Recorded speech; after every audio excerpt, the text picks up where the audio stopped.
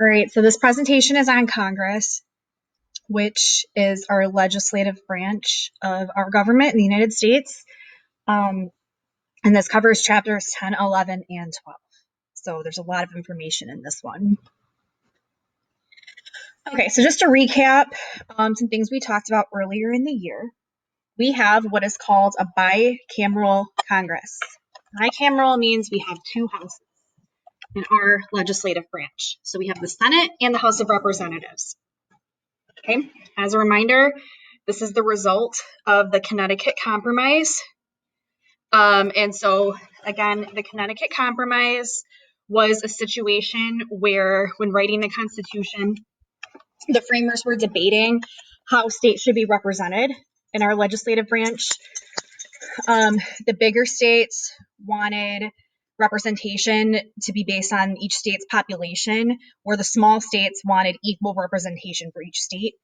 So what ended up happening was both. So we have a bicameral Congress where in the House, states are represented by population, but in the Senate, every state's represented equally. Okay.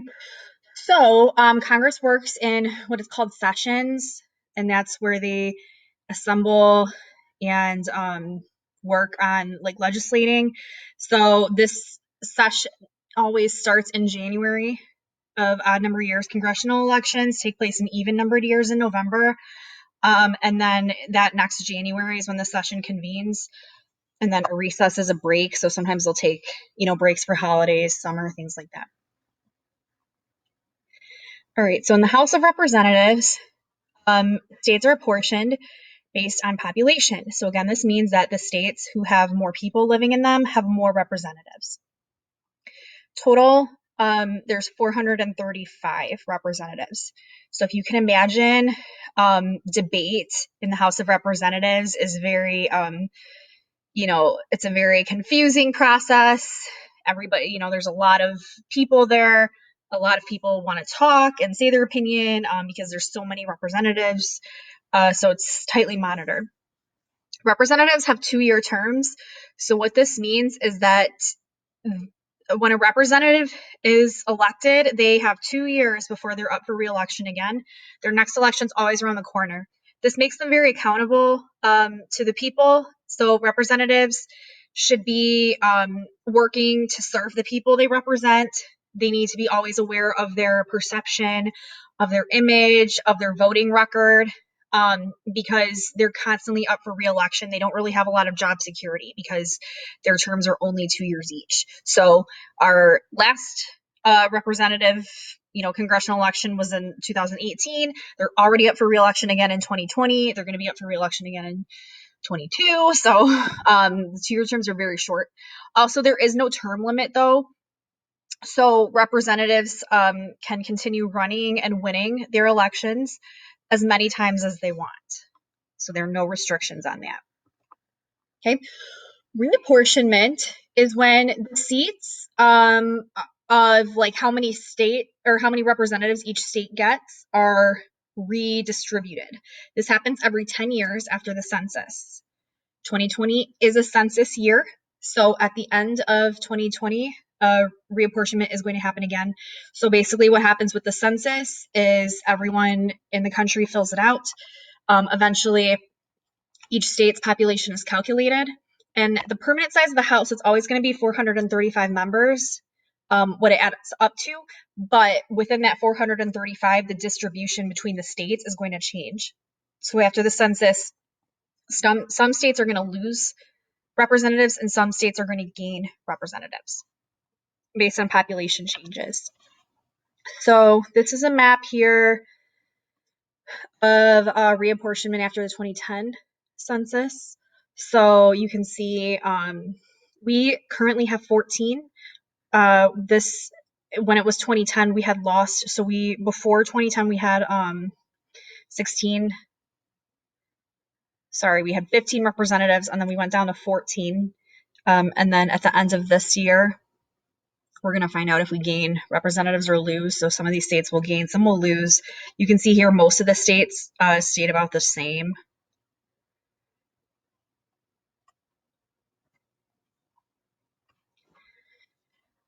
So, congressional elections take place in November on the first Tuesday after the first Monday in even numbered years. So again, this is an election year. Sometimes off-year elections occur during non-presidential election years. So for example, in 2018, that was considered an off-year election because it was congressional elections, but not the president. Okay, so president is every 4 years. What else? And then basically what happens is each state is divided into districts, and then one representative from each district is chosen as a representative, and then they go to the House in Washington.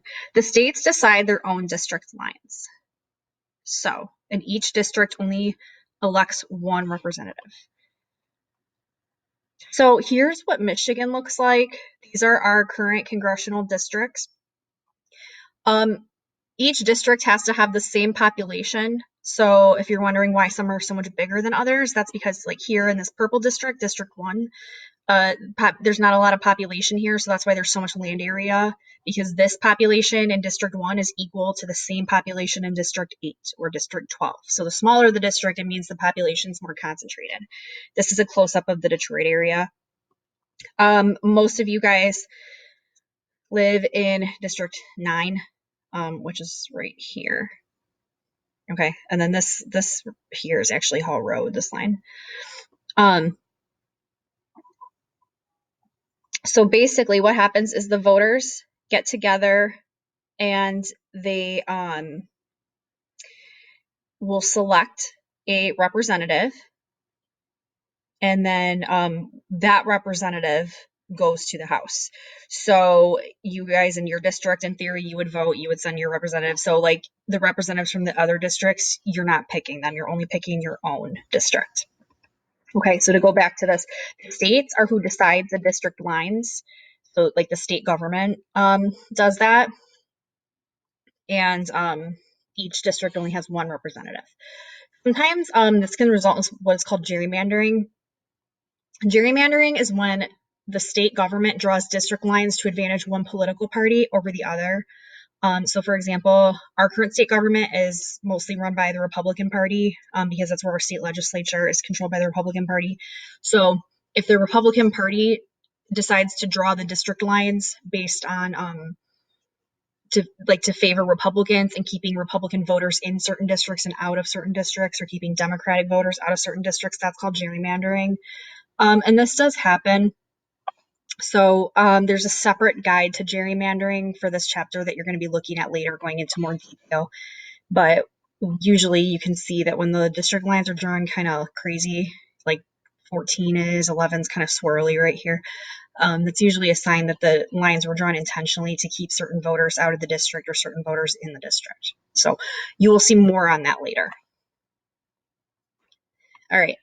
So to become a representative, you must be 25 years old, and you have to have been a citizen for the last 7 years, and you have to live in the state and in the district that you represent. So for example, if you live in this area, you could only run for a representative of that district. You can't go and run for like District 7, for example. You have to be a resident of your district. Also, usually an incumbent always wins. The incumbent is the person who is up for re-election, who currently holds the seat. So if your representative is up for re-election, they're more likely to win because they have that name recognition, they have more fundraising abilities, they have more media access, and so on. And then in the Senate, there are 2 from each state. So the Senate is 100 members, much smaller than the House. So every state is represented equally. So the smallest states have 2 senators and the biggest states have 2 senators. The smaller size allows the senators to get more recognition. So that's why the Senate tends to be more of like the high profile chamber versus the House. Also, they have recognition across the whole state because our senators represent the entire state of Michigan. So everyone in the state knows their names versus like the representatives where really you only know the name of the representative for your district.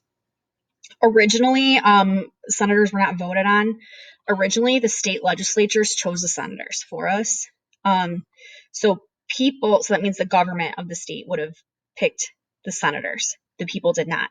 Under the 17th Amendment, which was just over 100 years ago, that changed to allow people to actually vote for senators. So we haven't always been voting for senators. Okay. Senators serve 6-year terms. Since they're longer terms, it means there's more job security. They're not constantly campaigning and up for re-election. The terms are even longer than presidential terms. Also, this means that they are less accountable to the people, less subject to pressure from voters because, again, they're not constantly up for re-election. There are no term limits for the Senate, so senators can continue to run for re-election as many times as they would like. There's no limits there. And the terms are staggered. So while the entire House is up for re-election every 2 years, the entire Senate is never up for re-election at the same time. The Senate's broken into thirds, and 1/3 only is up for re-election every couple years. So the Senate's considered to be a continuous body just because every time there's an election, 2/3 of the Senate is still the same and only 1/3 has to rerun. Okay, so this year we are going to be voting for 1 Senate seat. Okay, to be a senator, you must be 30. You have to have been a citizen for the last 9 years, and you have to live in the state that you represent. So in this case, like if you live in Michigan, you can only run for Michigan Senate. Okay. And then again, same thing where the incumbents almost always win the elections. It's very hard for a new person, what's usually called a challenger, to come in and win an election because the incumbent, the person who already has the position, they have the media access, they have the experience, they have the exposure, fundraising, so it's a lot easier for them to do that. Okay. All right. So now we're going to be going over some of the powers of Congress. What things are Congress allowed to do or not allowed to do? This slide should look like a review too, because we have talked about this in an earlier chapter back when we were in the classroom together. Express powers are powers that are stated explicitly in the Constitution. Okay, this is Article 1, Section 8 of the Constitution lists the powers. It says Congress is allowed to do these things and lists them. Implied powers are powers that are based on reasonable deduction, but they're not stated in the Constitution word for word. Okay. All right. Congress has what is called commerce power. This is an example of an express power. It's stated in the Constitution, which means they have the ability to regulate interstate and foreign trade, which means they're allowed to pass laws as far as like what products are allowed to be sold or not sold, standards that products have to meet, safety requirements, things like that. Congress also has the power to tax.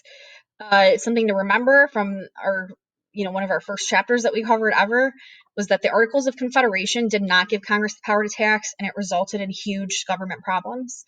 Now Congress has the power to tax, which basically means they get to decide what taxes Americans are going to be paying, what the tax rate is. They write all the tax laws. This includes tariffs, which are taxes on imports from other countries.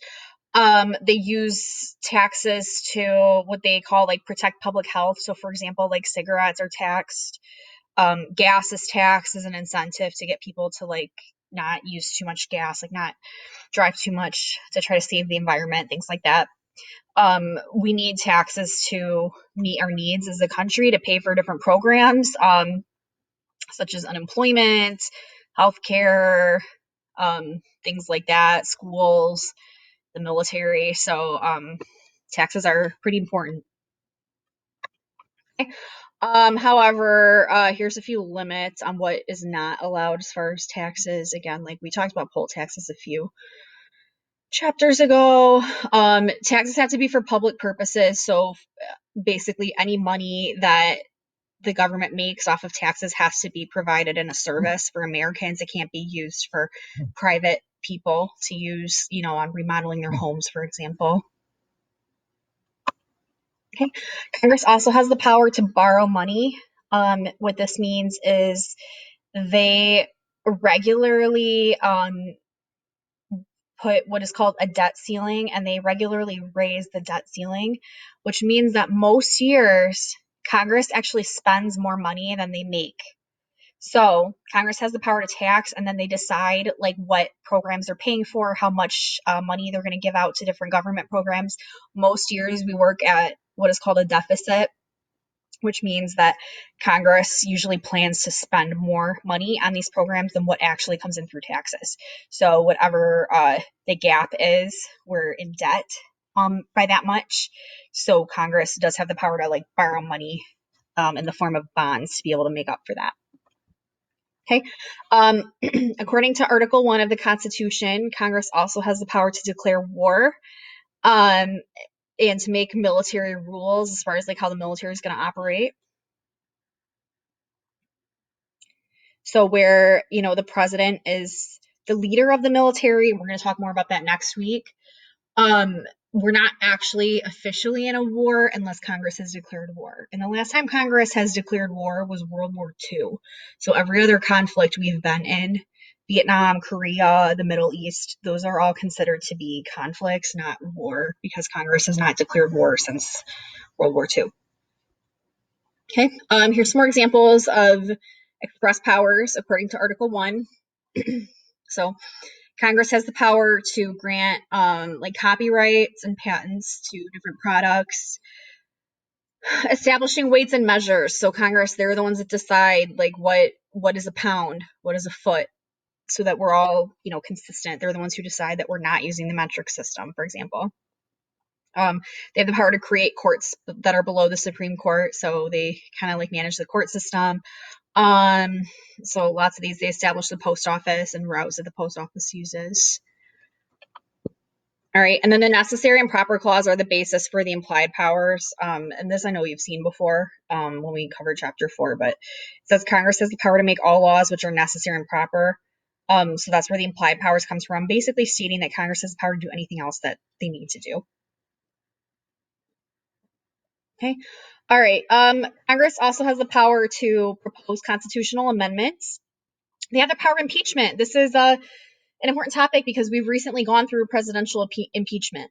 So just to recap, when a president or a public official, any public official, when they're impeached, it doesn't mean that they're guilty of a crime, and it doesn't mean that they are necessarily going to be removed from office.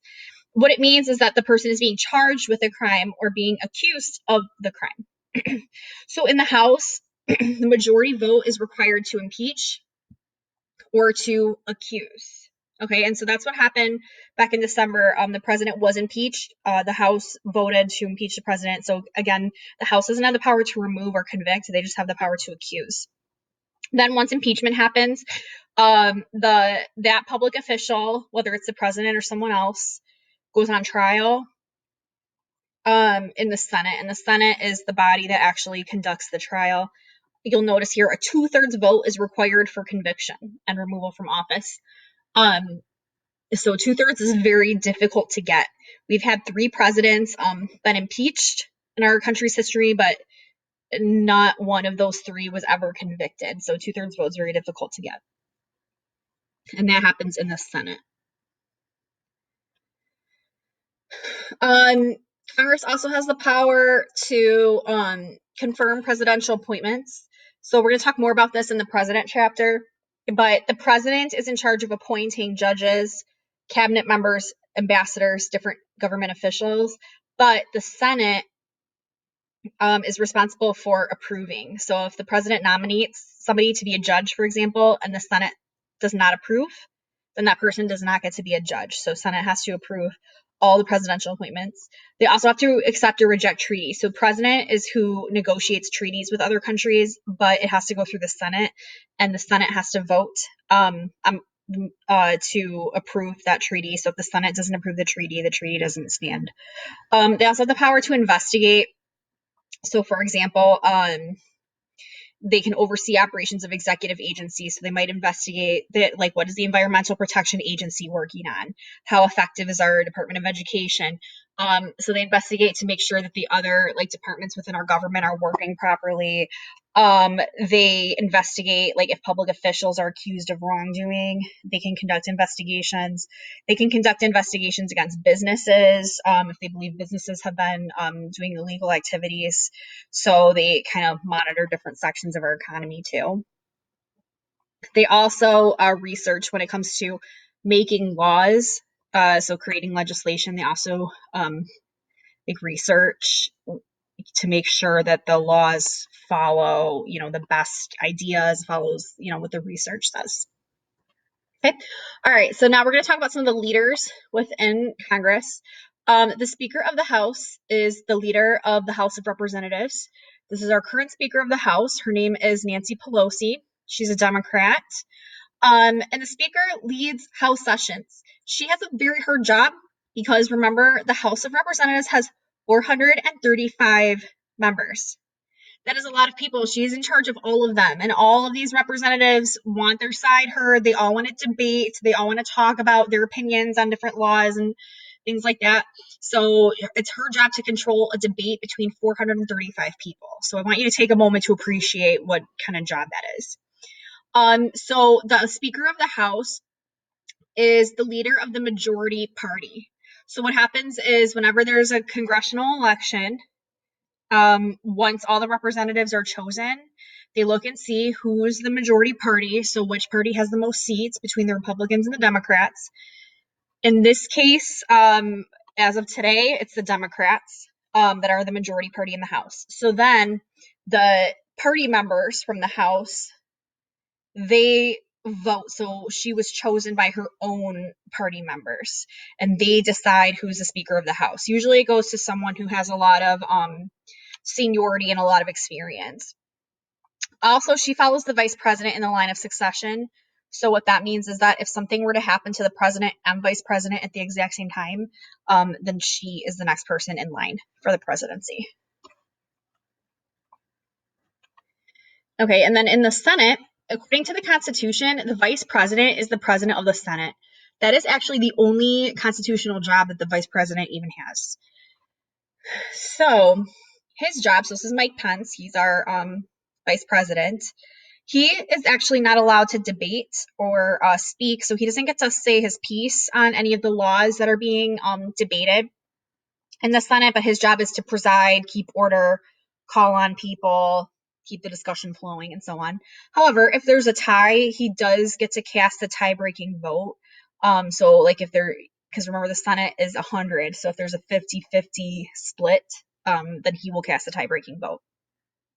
And then since the vice president is often busy and working on other things that the president might have him do, if the vice president is absent, the president pro tempore serves as the presider of the Senate.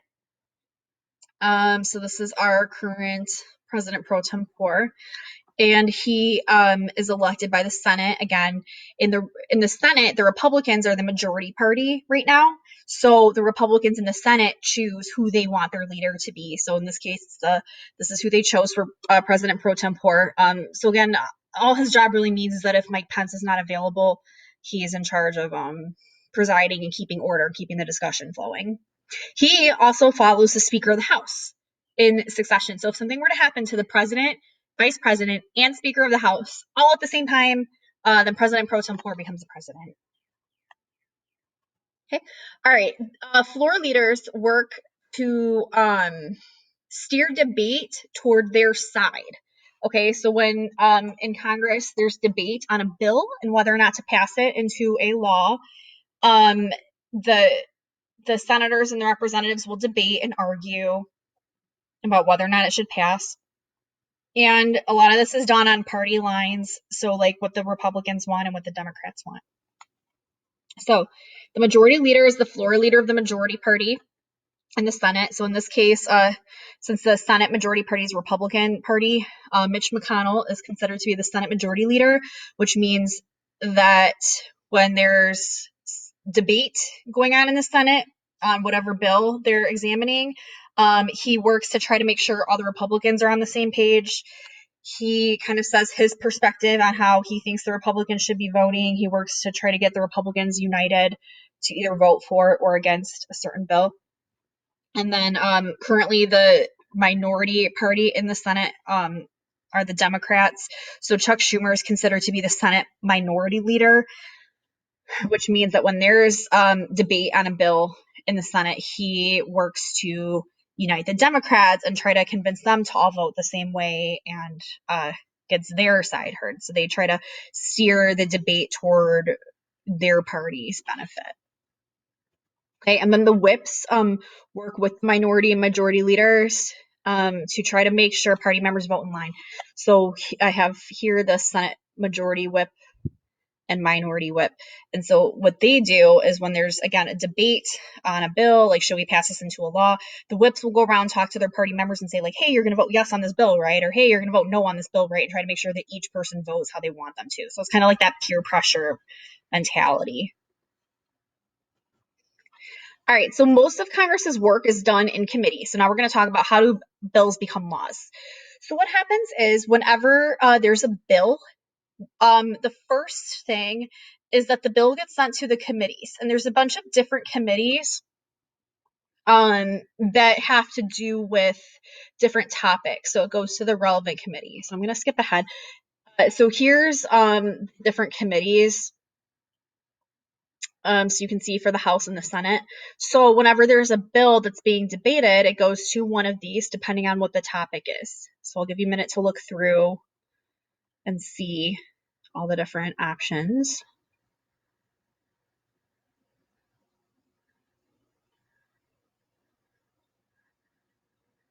Okay, so let's say that there's a bill going on about different environmental regulations.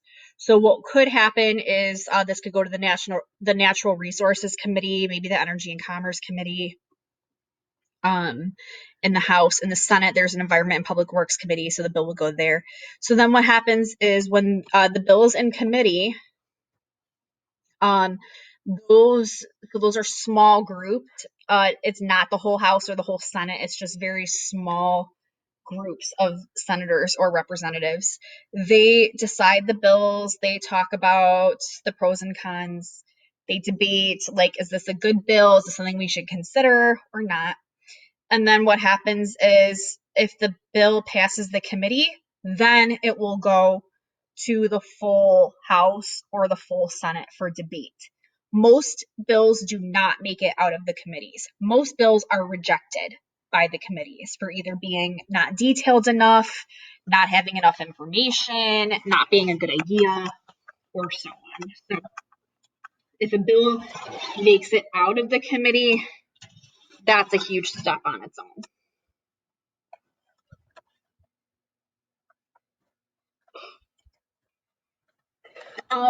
House Rules Committee is a very special committee. It controls bills to the floor. So what this means is I want you to remember again that the House of Representatives is huge. There are 435 representatives. Okay, that's a lot of people.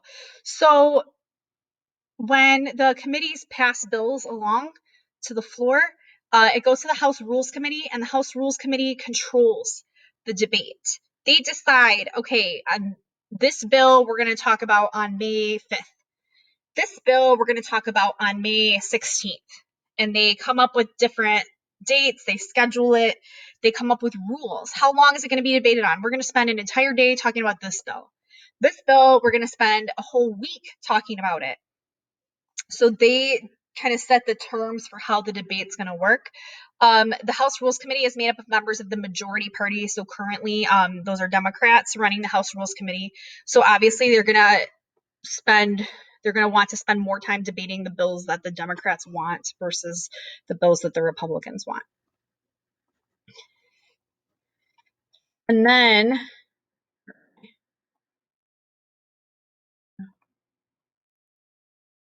okay, so we talked about those. All right, and then committees, again, they sift through the bills and they decide if the bills are going to make it out to the floor or not. Most bills are rejected. So then what happens is the bill's put on the calendar. The House Rules Committee, again, they set the terms for debate. They set the time limit. They set conditions. They decide, are there any experts we're going to call in to talk? How many people get to talk about the bill, and so on. And the bill's considered to be on the floor. So when the bill's on the floor, it means it's up for debate. In the House, again, 435 people. It's a huge, huge body.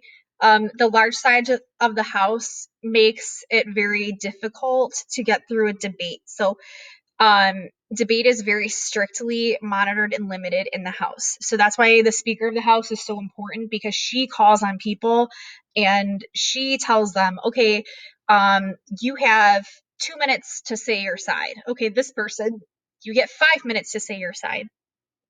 So she is very strictly calling on people. So in the House, the representatives don't get to talk unless they're called on, and they have very strict time limits because, again, with a large group like that, debate can get out of control really quickly and become unproductive. In the Senate, debate is unlimited. Any senator can speak during the debate, and they can talk as long as they want. There are no time limits. And then what happens is, after debate, voting occurs. So they call each representative or each senator one by one, and they vote basically yes or no.